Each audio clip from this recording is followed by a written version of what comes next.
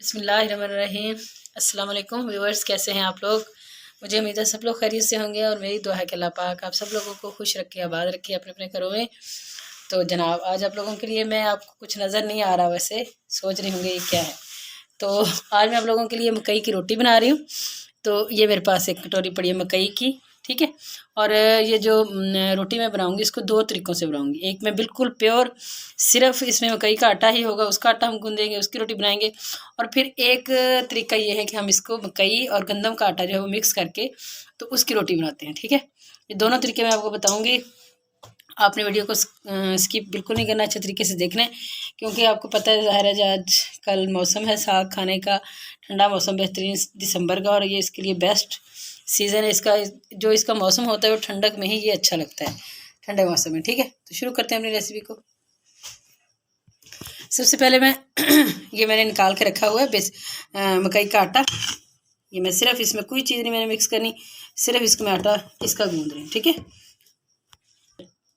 और देखिए आटा आपके सामने थोड़ा है, तो आपने भी ख्याल करना है कि थोड़ा थोड़ा करके इसमें पानी जो है वो आप डालें, ठीक है, ताकि ये पतला बिल्कुल ना हो। इसको पतला बिल्कुल नहीं करना होता, ये ना बड़ा सख्त आटा बनता है अगर, और इसकी सख्त सख्त करके ही हमने रोटी जो है वो बनानी होती है। क्योंकि एक तो होता है ना दूसरा गंदम का आटा, उसमें थोड़ी सी लेस होती है, इसमें लेस नहीं होती।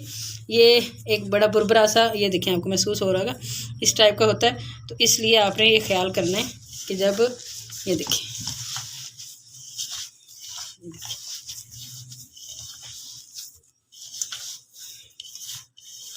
और ये बड़ी मुश्किल से बनता है इसकी रोटी भी। मैं इसको थोड़ा सा करके हल्का सा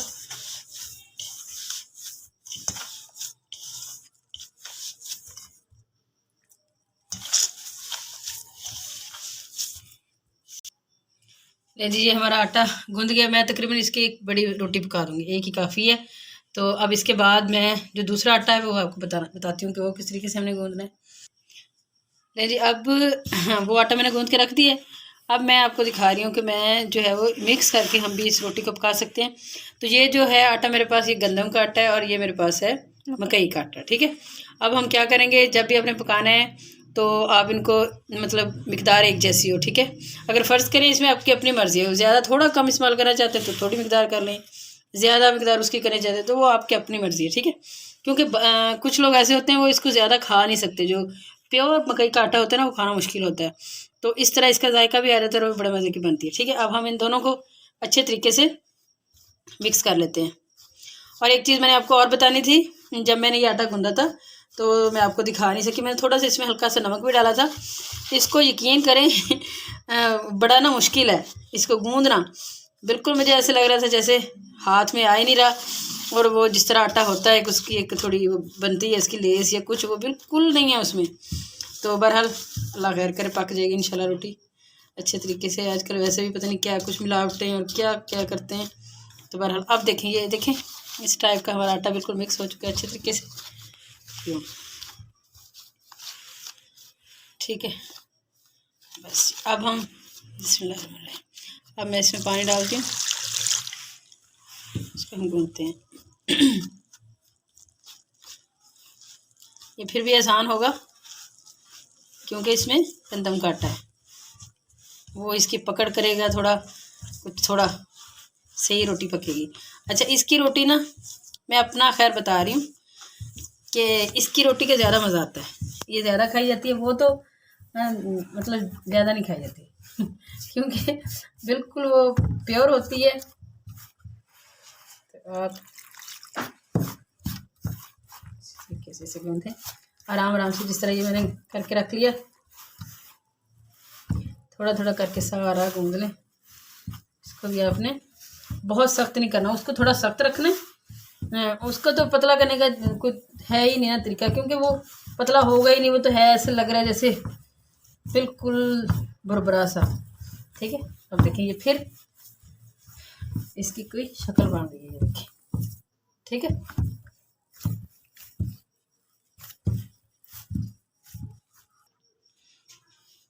देखिए मैंने कर लिया, इसको समेट तो लिए।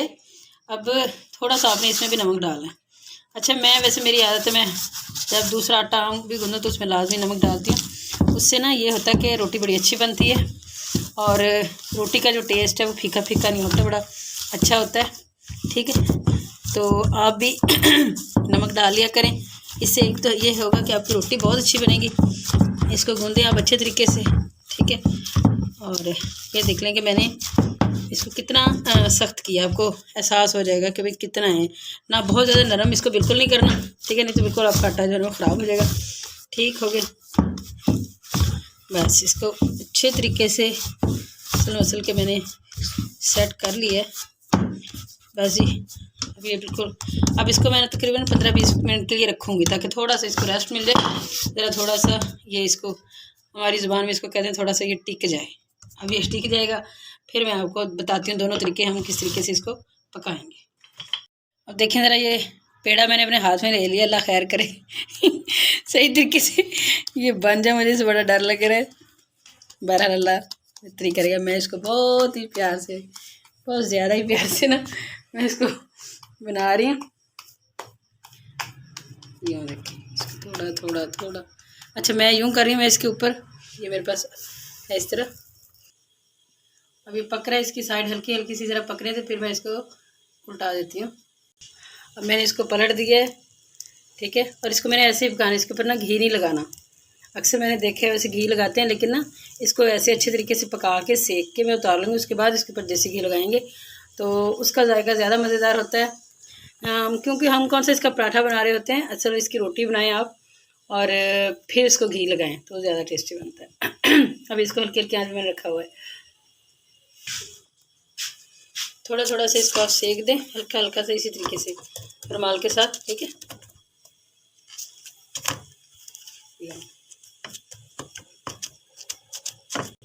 अब देखिए रोटी हमारी बेहतरीन जो है वो दोनों साइडों से पक चुकी है। अब इसको मैं ये निकाल देती हूँ और इसके ऊपर हम लगाते हैं देसी घी, ठीक है। देसी घी आपने इसके ऊपर ऐसे इस तरह लगाना है। ये एक ना ओरिजिनल तरीका है, मेरी दादी अल्लाह पाक उन्हें की बख्शिश करे, वो इस तरह हमें पकाती थी और खिलाती थी। इसी तरह से रोटी टूट भी जाती होती थी और ये भी बड़ी मुश्किल से मुझे पता कैसे मैंने बनाई है। बहरहाल ये बड़ी मुश्किल से बनती है, इसको संभालना पड़ता है, ठीक है। अब इसके बाद मैं दूसरी रोटी बनाती हूँ और आपको दिखाती हूँ कैसे करनी है। मैंने वो वाला ले लिया जो मैंने आपको बताया था, मतलब जिसमें आटा मिक्स है गंदम का। देखें ये आसानी से बनेगा।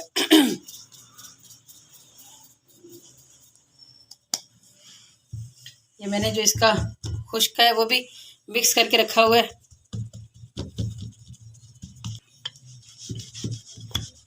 इसको आप बेल लें जिस तरह हम रोटी बेलते हैं, क्योंकि इसका इतना डर नहीं है क्योंकि इसमें हमारा आटा मिक्स है गंदम का, इसमें जायका बड़ा अच्छा। तो मैं कहती हूँ कि इसका मुझे ना ज़्यादा वैसे टेस्ट अच्छा आता है, खाने में ज़्यादा मज़ा आता है, ठीक है।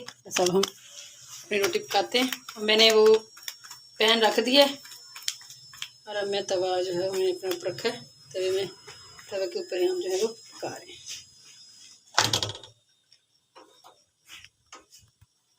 अब देखिए अब मैं इसको, ये देखिए इतना हो गया। अब हम इसको सेक लेते हैं जिस तरह हम तवे के ऊपर सेकते हैं, ये देखिए। अब इसी तरीके से इसको अच्छे तरीके से हमने सेक रहे हैं, कहीं से भी ये इसको घी भी बिल्कुल नहीं लगाना, ठीक है। अब ये रोटी हमारी बेहतरीन सी फर्स्ट क्लास सी पक चुकी है, इधर से भी इधर से भी। मैं इसको उतार लेती हूँ। एक रोटी मैंने इसके ऊपर डाल दी है। अब ये जो रोटी पकाई थी मैंने इसके ऊपर ये देसी घी लगा रही हूँ, दूसरा घी ना समझिएगा। तो आप भी इसी तरीके से देसी घी पका के लगाएं खुश्क रोटी के ऊपर, तो फिर मज़ा आएगा साग का, ठीक है ना। मुझे पकते हुए लगाते हैं उससे इतना मज़ा नहीं आता है, मुझे तो खैर आता नहीं है, बाकी मुझे किसी का पता नहीं है, ठीक है। अब इसके बाद मैं ये दूसरी रोटी जब वो बनाती हूँ और फिर वो इसके ऊपर मैं रखूँगी। अब लें जी, ये दोनों रोटियाँ मैंने रख दी हैं। ये आ गया हमारा साग और ये इसके ऊपर आ गया हमारा देसी घी। और यकीन करें देसी घी के बगैर ना रोटी का मज़ा आता है, और मैं उस वक्त तक पकाती नहीं हूँ जब तक देसी घी हो ना। ये हमारी बेहतरीन सी फर्स्ट क्लास हमारा रेडी हो चुका है। ये वाली रोटी वो है जो मैंने बिल्कुल प्योर आटे से बनी हुई है, ठीक है। और ये वाली रोटी वो है जो कि मिक्स किया हो मैंने गंदम को और दूसरे को।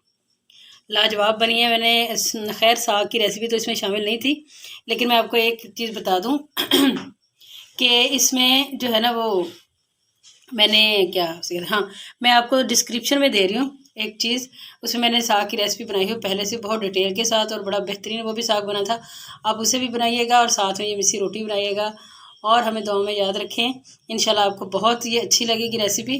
तो इंशाल्लाह फिर दोबारा आप लोगों से किसी और रेसिपी में मुलाकात होगी। तो जनाब हमें इजाज़त दीजिए। अल्लाह हाफ़िज़।